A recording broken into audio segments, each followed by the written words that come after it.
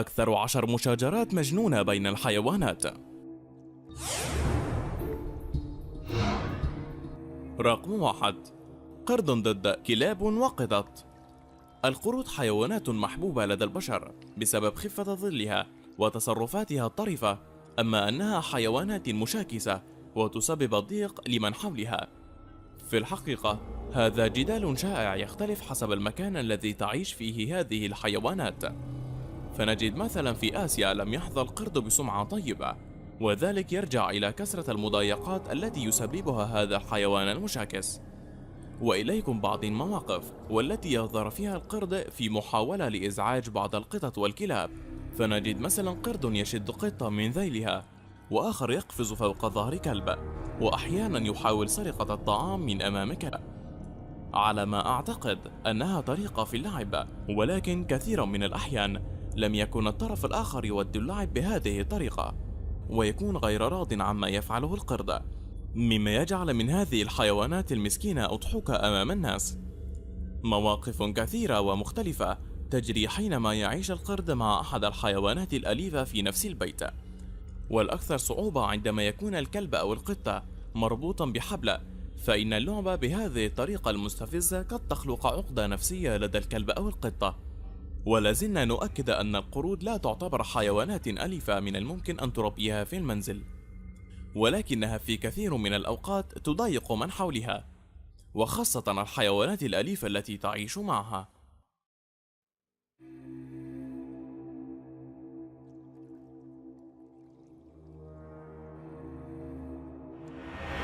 رقم 2. كونغر ضد ماعز. تختلف معركتنا في هذه الجولة عن باقي المعارك في كونها ليست معركة على الغذاء، ولكن يا ترى ما سبب مشاجرة تدور بين كونغر وماعز بهذه الطريقة؟ ولكن ما حدث بالفعل كما نرى في هذه اللقطة، حيث قام كونغر فجأة بالهجوم على ماعز كان يقف أمامه هادئا يتناول غذاؤه. من المعروف عن الكونغر الأسترالي أنه نوع مشاكس وجانب للمشاكل دائما، وليس يبدو كما نعرف الكونغر بشكله المسالم. وتتداول العديد من الأخبار كل فترة حول معارك ومشاجرات دارت بين الكونغر الأسترالي وإنسان مثلا أو حيوان آخر، بالإضافة إلى أنه قوي للغاية، حتى أنه من الممكن أن يقتل أي شخص بضربة واحدة فقط.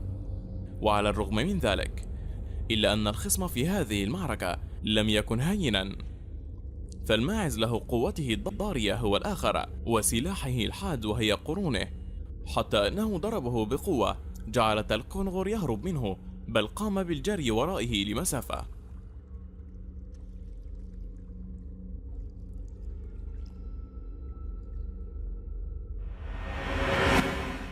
رقم 3. دب جريزلي يتعارك مع دب جريزلي آخر. إنه لمشهد مذهل أن تشاهد اثنين من أعظم قوى الطبيعة يتشاجران سويا في شبه جزيرة ألاسكا. نجد أمامنا معركة دامية بين ذكرين في موسم التزاوج، وهي شائعة الحدوث في تلك الوقت، ولم يخسر المغلوب فرصة حصوله على أنثى فقط، وإنما يخرج منها بجروح بالغة حتى تصل للموت. وهذا ما كان يفعله هذين الذكرين، وهي إظهار قوتهما وعضلاتهما قدر المستطاع. والرابح لم يحظى بالأنثى فقط، بل وسيصبح أيضا سيد المنطقة، فهي معركة أرض ومعركة عرض في نفس الوقت. رقم 4. اثنين من السحالي يتعاركان في الطريق العام. العضايا التنينية هي حيوان أكبر من السحلية في الحجم، والذي قد يصل طولها أكثر من متر واحد ابتداء من رأسها وحتى ذيلها، وعادة ما تعيش منفصلة في أماكن غير مأهولة بالجنس البشري، فهي تخشى الإنسان. ولكن في حالتنا هذه لم تراعي هاتين السحليتين عاداتهما بالمرة، فقد شوهد جولة مصارعة بين سحليتين في وسط الطريق بين المرة، حيث كان يتشاجران بضراوة بالغة وسط الطريق، والذي كان يعجب الناس والدراجات والسيارات وحتى الأتوبيسات.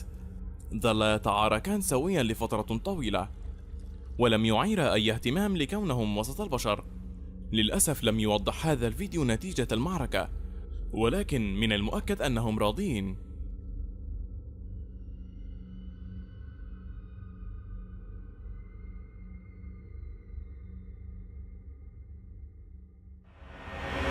رقم 5. أسد جبلي يهاجم دب في الدفاع عن أولاده. من المعروف طبعا أن هذا الأسد الجبلي لا يتردد لحظة في مهاجمة أي شيء يقترب منه، وتضاعفت الضراوة في القتال عندما يكون هناك خطرا يهدد صغاره.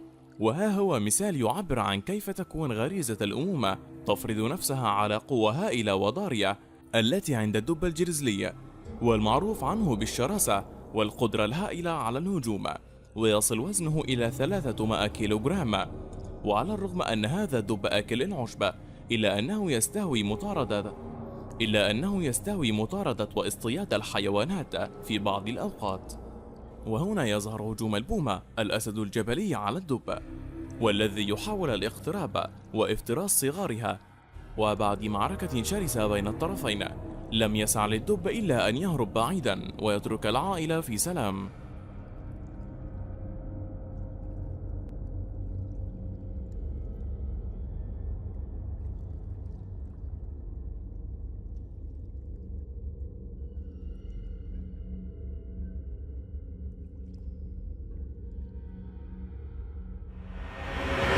رقم 6. قنفذ يهاجم ثعبان. عند مشاهدتنا لهذا الفيديو يجب علينا أن ننتبه جيدا لما نأكله، خاصة فليس كل طعام لذيذ هو في الأصل جيد، حيث يمكننا أن نعاني عند ابتلاعه. هذا الثعبان البرازيلي وجد نفسه جائعا فقام بمهاجمة قنفذ، ولكن لم يكن يعي أن هذا الأمر سيؤلمه كثيرا. من الواضح أن القنفذ علق في جسم الثعبان، حيث هيا جسمه في وضع الدفاع النفسي عند مهاجمة الثعبان له، أي أن أشواكه التي تغطي جسمه كانت بارزة. فوجد الثعبان نفسه غير قادر على مهاجمة ومقاومة هذا القنفذ الذكي. وعادة ما يقوم هذا النوع من الثعابين بعصر فريسته للقضاء عليها قبل افتراسها، وهذا الذي نتج عنه أنه امتلأ جسمه بالكامل بالشوكة وحتى فمه. وظل الثعبان يتألم بهذه الطريقة التي نشاهدها على الشاشة. رقم 7. سنجاب شرس يهاجم ثعبان. عرف قديما أن العلاقة بين الثعابين والسناجب ليست جيدة، هذه حقيقة. فعادة ما يقوم الثعابين بمهاجمة صغار السناجب ويفترسونها، لكن الغريب الذي سنشاهده اليوم هو مهاجمة السناجب لأحد الثعابين. لم يتردد لحظة هذا السنجاب الإفريقي الشرس عند رؤيته ثعبان ينتمي لفصيلة الثعابين السامة ولديه قدرة ماهرة على القتال، ولكن أسنان السناجب الحادة وحركاتها السريعة جعلته مبارزا قويا بأسلحة حادة. وكما نشاهد في هذا المقطع طريقة السناجب في الهجوم، يظهر الثعبان يحاول الهرب منهم بأسرع وقت ممكن.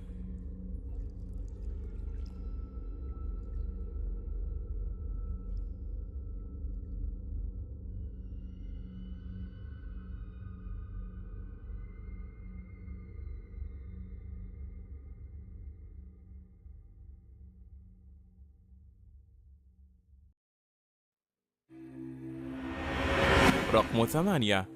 ذكر الغوريلا ألفا ضد أنثى الغوريلا. الغوريلا يعتبر من أكثر الحيوانات التي نحب أن نشاهد حركاتها وتصرفاتها الظارفة، ولكن عندما نتحدث عن ذكر الألفا فإن الحديث لا يحتمل إلا كل ما هو مرعب. فذكر الغوريلا يكون شرسا للغاية وعدواني في بعض المواقف، مثل الدفاع عن النفس والدفاع عن الأرض، ولا سيما الصراع على الأنثى. أما الغريب هو أن يتعارك ذكر الغوريلا مع واحدة من إناث قطيعه. تم تسجيل هذا الفيديو في حديقة الحيوانات بسيدني في أستراليا، ونلاحظ سويا تصرف الأنثى عند اقتراب الذكر منها بطريقة عدوانية. لم يكن السبب واضحا، ولكن من الواضح أنها قامت بشيء مهينا للذكر، مما جعله يستمر في مطاردتها رغم تصدي باقي الإناث والصغار له للدفاع عنها.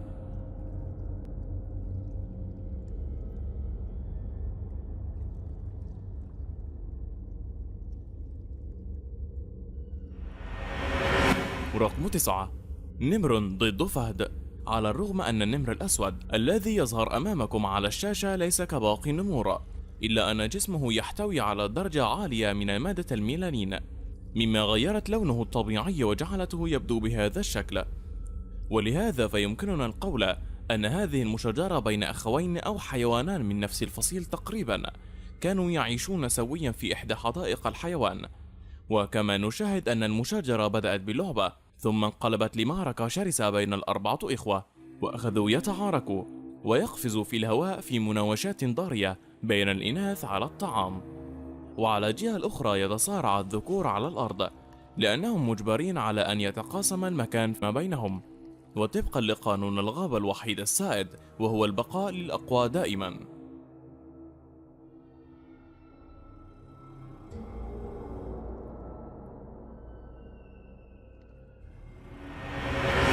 رقم 10. ثعلب ضد فرو الغرير. تشتهر فرو الغرير بأنها حيوانات مشاكسة وكثيرة الاعتداء، كما يعرف أيضا أنها من آكل اللحوم، ويستخدم أسنانه الحادة في الفتك بفريسته، كما يعتمد في غذائه في كثير من الأحيان على القوارض الصغيرة والسناجب أيضا. في هذا الموقف فريسة فرو الغرير صعبة للغاية، تكاد تكون مستحيلة، لأنه يحاول اصطياد ثعالب صغيرة على مرأى من أمه.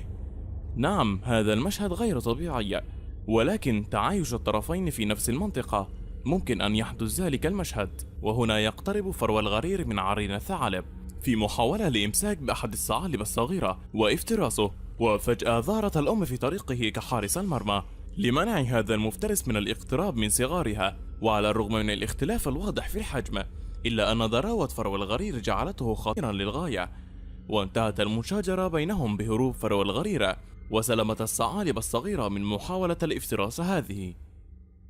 وبهذا نكون قد انتهينا من فيديو اليوم.